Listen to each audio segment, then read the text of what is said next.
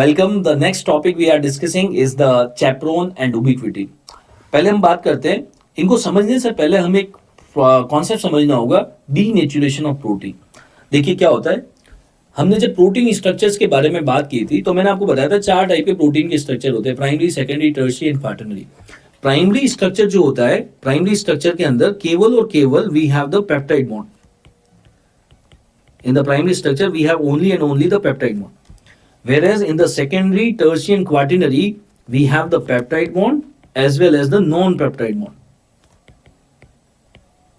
Peptide plus non-peptide bond. Peptide bond जो होते हैं वो तो strong होते हैं, non-peptide bond इतने strong नहीं होते हैं. इसीलिए मैंने आपको बताया था कि primary structure जो होता है वो तो बहुत ही strong होता है. It's very strong because it is only having the strong bonds. Whereas in the secondary, tertiary, quaternary we have the non-peptide bond also जो कि इतने strong नहीं होते. तो क्या होता है कि मान लीजिए आपने कोई प्रोटीन लिया जो सेकेंडरी, टर्शियरी या क्वाटरनरी स्ट्रक्चर के फॉर्म में है, वो इतना स्ट्रांग नहीं होगा.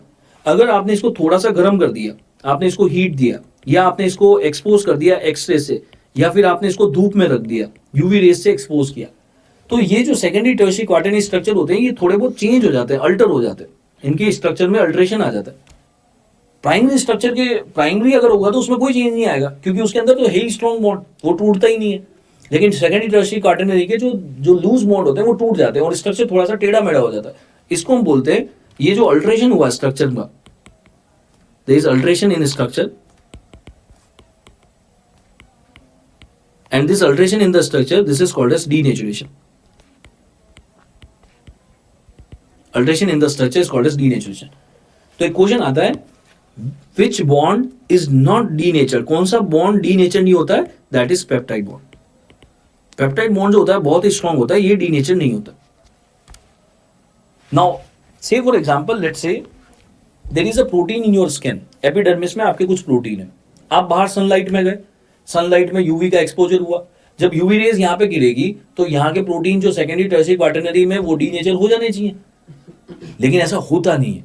ऐसा क्यों नहीं हुआ? देखिए मान लीजिए ये आपकी स्किन के प्रोटीन थे जो सेकेंडरी, टर्शियरी या क्वाटरनरी स्ट्रक्चर में थे, और आप बाहर गए और आपको यूवी रेज का एक्सपोजर हुआ, सन रेज का एक्सपोजर हुआ. आप सन रेज के एक्सपोजर के बाद में अगर प्रोटीन का स्ट्रक्चर देखोगे तो प्रोटीन का स्ट्रक्चर अभी भी वैसा का वैसा ही है, कोई डीनेचुरेशन नहीं हुआ. अभी तो मैंने कहा था कि यूवी रेज का एक्सपोजर होता है तो उसके बाद ये स्ट्रक्चर चेंज हो जाता है, और अब मैं बोल रहा हूं नहीं होता है. ऐसा इसलिए नहीं हो पाया क्योंकि हमारे जो प्रोटीन्स होते हैं स्किन के अंदर, जो प्रोटीन्स है, हमारी बॉडी में जो भी प्रोटीन्स है, हमें पता है कि वो यूवी रेज से खराब हो जाते हैं, हीट से खराब हो जाता है. तो उसको प्रोटेक्ट करने के लिए उसके चारों तरफ एक शीट बना हुआ होता है.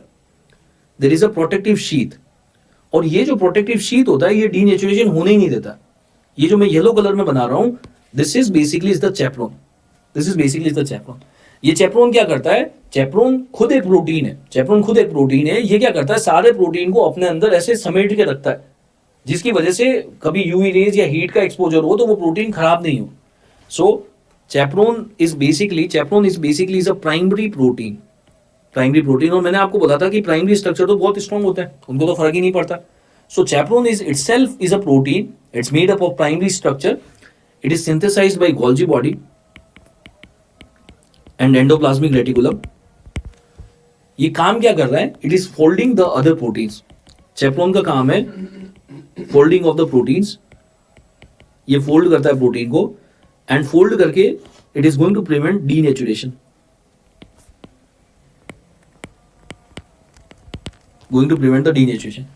बिकॉज ये चैपरोन जो है ये डीनेचुरेशन को प्रिवेंट कर रहा है स्ट्रेसफुल कंडीशंस में, हीट में, यूवी रेज के एक्सपोजर में. तो चैपरोन का दूसरा नाम हो जाता है, this is called as stress protein. This is also called as heat shock protein, stress protein और heat shock protein. चैपरोन के एग्जाम्पल हो जाते हैं जैसे कि कैलनेक्सिन. The examples of chaperone such as calnexin, calretigulin.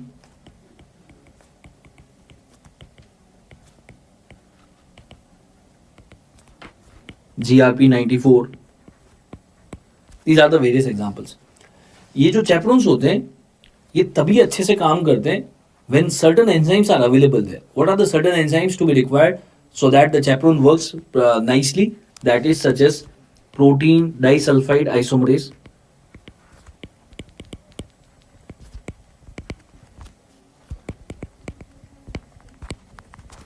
peptidyl propyl isomerase,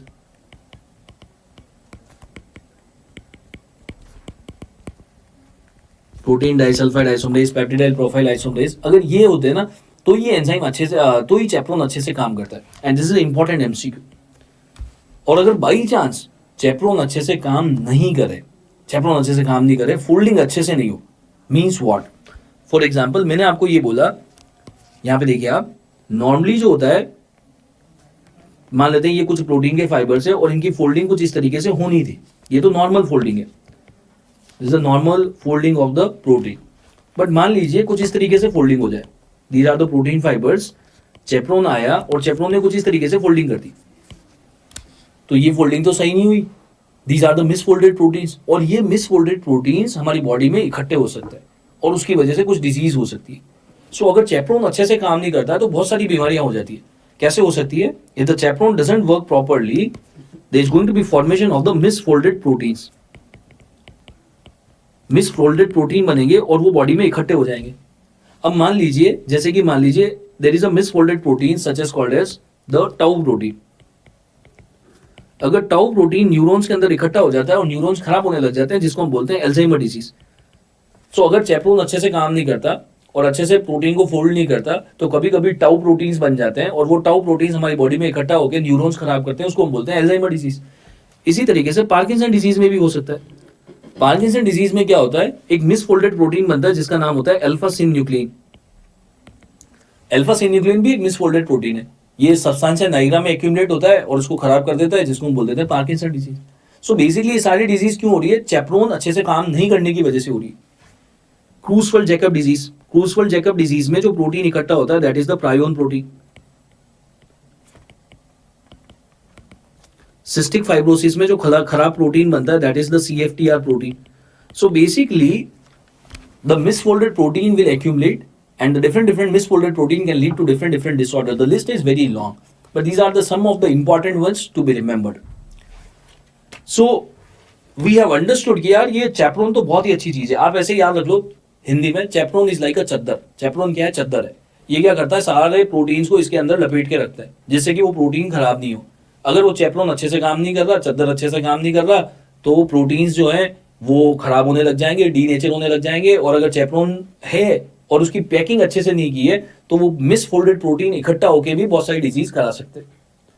now there is one more similar molecule that is called as ubiquitin. Let's understand what is ubiquitin is.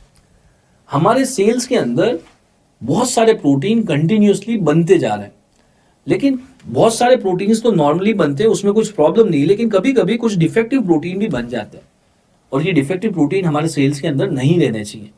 तो जितने भी defective protein होते हैं उनको नष्ट करने के लिए, उनको डिस्ट्रॉय करने के लिए जो ऑर्गेनेल काम करता है that is proteasome. Proteasome is like a graveyard of the protein. जो भी डिफेक्टिव प्रोटीन है उसको प्रोटियोसोम के अंदर डालो. प्रोटियोसोम के अंदर जो एंजाइम्स हैं वो उस डिफेक्टिव प्रोटीन को खा जाएंगे, उसको डिस्ट्रॉय कर देंगे. बट एक प्रॉब्लम है, प्रोटियोसोम को कैसे पता लगेगा कि कौन सा प्रोटीन जो है डिफेक्टिव है, कौन सा नॉर्मल है? तो उसको पता लगाने के लिए we have a special molecule called as ubiquitin. ये ubiquitin जो होते हैं, ये ubiquitin एक बहुत छोटा सा प्रोटीन होता है. ubiquitin is also protein. ubiquitin क्या है? ubiquitin is a small protein. It's a small protein. It's made up of 76 amino acid. 76 amino acid का बना होता है. ये ubiquitin की खास बात ये होती है, ये ubiquitin डिफेक्टिव प्रोटीन को आइडेंटिफाई करके उसके ऊपर चिपक जाता है. तो मान लीजिए ये उबिक्विटिन का मॉलिक्यूल था, इसको पता लग गया कि ये प्रोटीन डिफेक्टिव है, तो ये क्या करेगा? ये उसके ऊपर जाके चिपक जाएगा. और जैसे ही उबिक्विटिन इसके ऊपर चिपकेगा तो अब ये जो पूरी यूनिट बनी है, ये जो यूनिट बनी है इसको हम बोलेंगे उबिक्विनेटेड प्रोटीन. ये उबिक्विनेटेड प्रोटीन जो होते हैं इसको प्रोटियोसोम बहुत इजीली रिकॉग्नाइज कर लेता है. प्रोटियोसोम को पता लग जाता है अच्छा उबिक्विटिन चिपक गया, मतलब ये प्रोटीन खराब है, इसको अंदर लेके डिस्ट्रॉय करना है.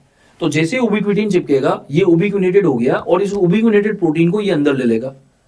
अंदर लेके इस उबिक्विनेटेड प्रोटीन को डिस्ट्रॉय कर दिया जाता है. उबिक्विटिन प्रोटीन अंदर गया, उबिक्विटेड प्रोटीन अंदर गया और इसका डिस्ट्रक्शन हो जाएगा. So this is how it works. So ubiquitin basically क्या काम कर रहा है? उबिक्विटिन ये काम कर रहा है कि ये डिफेक्टिव प्रोटीन को पता लगाता है, उसके ऊपर चिपक जाता है और उसको लेके खुद प्रोटियोसोम के अंदर कूद जाता है और सब कुछ खत्म हो जाता है. सो this is how it works. Now what happens is,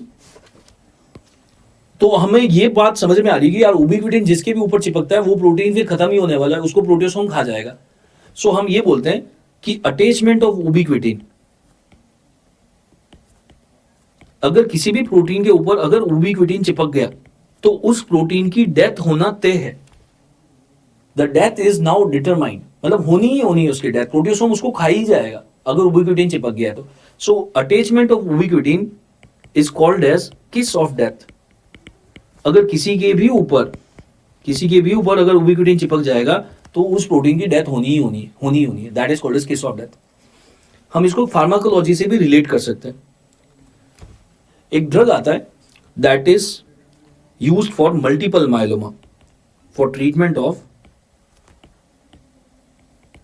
multiple myeloma. Multiple myeloma आप ऑर्थोपेडिक्स में या पैथो में डिस्कस करेंगे, हेमेटोलॉजी में. मल्टीपल माइलोमा क्या होता है? Multiple myeloma is a cancer of the plasma cells, और उसकी वजह उस बेसिकली फार्मा से कैसे रिलेट कर रहा है. मल्टीपल माइलोमा को ठीक करने के लिए एक ड्रग देते हैं हम. The treatment of multiple myeloma we give a drug that is bortezomib. Bortezomib नाम का ड्रग देते हैं. ये बोटेजोमिब का मैकेनिज्म क्या है? The mechanism of action for bortezomib is it's a proteasomal enzyme inhibitor. Proteasome के एंजाइम को इनिबिट करता है bortezomib. So that is the concept of the ubiquitin. Now let's talk about some of the investigations that can be done for the proteins and the amino acids. Now ये test करते कैसे हैं that is not important. ये करते क्यों हैं that is important. कुछ blots हैं जैसे कि southern blot, northern blot, western blot. ये क्यों करते हैं? मान लीजिए मैंने आपको एक सैंपल दिया, लेट्स से फॉर एग्जांपल एक लिक्विड दिया और मैंने आपको बोला कि यार इसके अंदर पता करो कि इसके अंदर डीएनए है या नहीं, इसके अंदर आरएनए है या नहीं, इसके अंदर प्रोटीन है या नहीं. सो अगर आपको किसी भी सैंपल के अंदर ये पता करना है कि डीएनए है या नहीं तो आप एक टेस्ट करोगे साउदर्न ब्लॉट. साउदर्न ब्लॉट क्या करता है? It is done to detect for the detection of DNA. अगर आपको डीएनए डिटेक्ट करना है तो आप करते हो साउदर्न ब्लॉट. अगर आपको डिटेक्ट करना है कि सैंपल के अंदर आरएनए है या नहीं तो आप करते हो नॉर्दर्न ब्लॉट. अगर आपको डिटेक्ट करना है कि प्रोटीन है या नहीं है you will do the western blot. इसको आप ऐसे भी याद रख सकते हो. साउथ के अंदर we have dosa, so D से हो गया डीएनए. नॉर्थ के अंदर वी हैव रोटी, सो रोटी से आर से हो गया आरएनए. वेस्ट के अंदर हो गया पिज्जा, सो पी से याद रख लिया हमने प्रोटीन.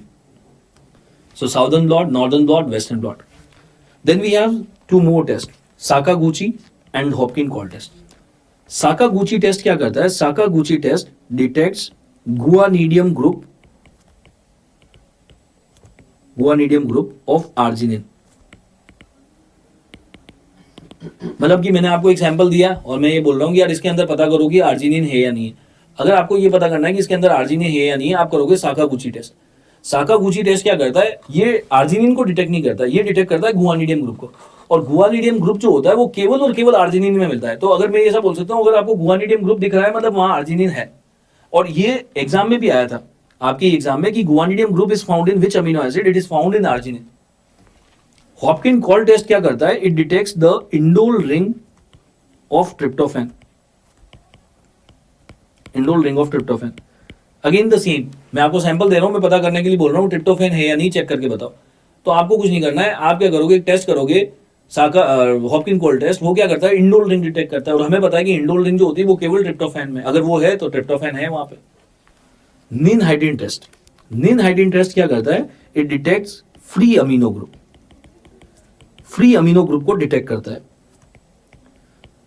तो आप मेरे को एक आंसर करके बताओ अगर आपने क्लासिफिकेशन ऑफ अमीनो एसिड वाला वीडियो देखा है, in fact the first video of this entire unit of the chapter amino acid, तो मैंने आपको बताया था एक अमीनो एसिड ऐसा होता है जिसके अंदर अमीनो ग्रुप फ्री नहीं होता है, instead it is bound in a ring structure. What was the name of that amino acid? Proline imino acid. अगर आपको याद है तो ninhydrin test detects free amino group. तो I can say like this ninhydrin test is negative for proline, क्योंकि proline के अंदर तो फ्री अमीनो ग्रुप होता ही नहीं है, वो तो रिंग स्ट्रक्चर में बाइंड हो गया। Then we have a concept called as isoelectric point. Let's understand what is isoelectric point is. For example, मान लेते हैं हम एक एक्सपेरिमेंट करते हैं, हमने एक बीकर लिया, उसके अंदर एक सॉल्यूशन डाल दिया। हर एक सॉल्यूशन की एक पीएच होती है, तो इसकी भी कोई ना कोई पीएच होगी, 6, 7, 8 whatever is the pH that is there. फिर हमने इसके अंदर एक मॉलिक्यूल डाला जिसका नाम हमने रख दिया Z। जब हमने Z मॉलिक्यूल इसके अंदर डाला, उस टाइम पे Z के ऊपर कोई चार्ज नहीं था, लेकिन जैसे ही Z मॉलिक्यूल इसके अंदर जाता है, इस पर्टिकुलर पीएच के ऊपर पहुंचता है, मतलब क्योंकि इस लिक्विड का पीएच था कुछ ना कुछ, तो जैसे ही ये Z उस पीएच वाले सॉल्यूशन में आपने डाला, इस Z के ऊपर कुछ चार्ज जनरेट हो जाता है। मान लेते हैं इस मॉलिक्यूल के ऊपर एक पॉजिटिव चार्ज जनरेट हो गया और एक नेगेटिव चार्ज भी जनरेट हो गया। आपने देखा होगा नॉर्मली या तो मॉलिक्यूल्स के ऊपर पॉजिटिव चार्ज होता है या तो नेगेटिव होता है, दोनों में से एक होता है, लेकिन ये एक स्पेशल मॉलिक्यूल है, इसके ऊपर दोनों चार्ज जनरेट हो रहे हैं और दोनों इक्वल अमाउंट में जनरेट हो रहे हैं, और ये जनरेट तभी होते हैं इस पर्टिकुलर पीएच पे, इस पर्टिकुलर पीएच पे।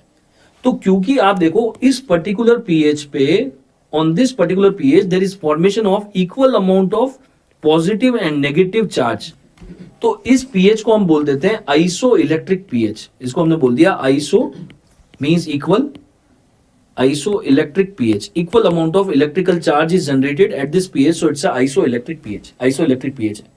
और ये जो मॉलिक्यूल बना, इसको हमने बोल दिया, this particular molecule is referred as Zwitter ion, इसका नाम रख दिया Zwitter ion। अगर आपसे पूछे कि Zwitter ion पे नेट चार्ज कितना है, तो Zwitter ion पे नेट चार्ज है 0। there is equal amount of positive and negative charge, so net charge is 0। और अगर किसी मॉलिक्यूल पे नेट चार्ज 0 है, मतलब मान लीजिए किसी मॉलिक्यूल पे चार्ज नहीं है, तो वो वाटर सॉल्युबल इतना अच्छा नहीं होगा। सो आपसे एक क्वेश्चन पूछा जाता है, what happens with the water solubility at isoelectric pH, क्योंकि आइसोइलेक्ट्रिक पीएच पे नेट चार्ज 0 है, और मैंने आपको बताया था कि जो चार्ज मॉलिक्यूल्स होते हैं वो तो बहुत अच्छे वाटर सॉल्युबल होते हैं, जिसपे चार्ज नहीं होता वो वाटर सॉल्युबल इतने अच्छे नहीं होते। तो they are asking that isoelectric point पे वाटर सॉल्युबिलिटी का क्या होगा, बिल्कुल भी वाटर सॉल्युबल नहीं होगा। So I can say at isoelectric pH the molecules are not water soluble, the water solubility is very less, it's not water soluble। So this is just a small concept about the isoelectric pH। Simple चीज याद रखना, iso means equal, electrical charge generate हो गया किसी molecule का किसी pH पे, तो उस मॉलिक्यूल को हमने बोल दिया Zwitter आयन, और वो Zwitter आयन जो होगा वो बिल्कुल भी वाटर सॉल्युबल नहीं होगा, क्योंकि उसके ऊपर जितना पॉजिटिव है उतना ही नेगेटिव है, सो नेट चार्ज 0 है। सो इस पूरे चैप्टर में हमने क्या डिस्कस किया, एक बार उसको समराइज कर लेते हैं। हमने ये चैप्टर चालू किया था with the denaturation of the protein. सबसे पहले डीनेचुरेशन का क्या मतलब था कि प्रोटीन के स्ट्रक्चर का डीनेचर हो जाना, लेकिन नॉर्मली ऐसा हो नहीं पाता है, क्योंकि हमारे पास में एक प्रोटेक्टिव शीट होती है जिसका नाम है चैपरोन, वो इसको बचा के रखता है। लेकिन अगर ये चैपरोन अच्छे से काम नहीं कर रहा और मिसफोल्ड कर देता है, चैपरोन इज लाइक अ चद्दर, अगर ये अच्छे से काम नहीं करेगा, अच्छे से फोल्डिंग नहीं होगी, तो मिसफोल्डेड इकट्ठे हो जाते हैं प्रोटीन, और उसकी वजह से ये सारी डिजीज हो सकती है। Then we have discussed about the concept of ubiquitin. Ubiquitin is like a marker. ये क्या करता है, खराब प्रोटीन के जाके ऊपर चिपक जाता है, जिससे प्रोटियोसोम को पता लग जाता है कि कौन सा प्रोटीन खराब है, और उसको वो प्रोटियोसोम तुरंत लेके और उसको कैटाबोलाइज करके खत्म कर देता है। Then we have discussed about the various types of test. हमने याद किया था साउदर्न ब्लॉट किस लिए करते हैं, डोसा, डीएनए को डिटेक्ट करने के लिए, नॉर्दर्न ब्लॉट आरएनए को डिटेक्ट करने के लिए, वेस्टर्न ब्लॉट प्रोटीन को डिटेक्ट करने के लिए। The important one in this list is the Sakaguchi test and the Hopkin Cole test. Sakaguchi test किसको डिटेक्ट करता है, तो guanidium group of arginine, and Hopkin Cole test किसको डिटेक्ट करता है, indole ring of the tryptophan, right. So this is all about the various investigation that we do in the chapter of protein and amino acid, right? Thank you.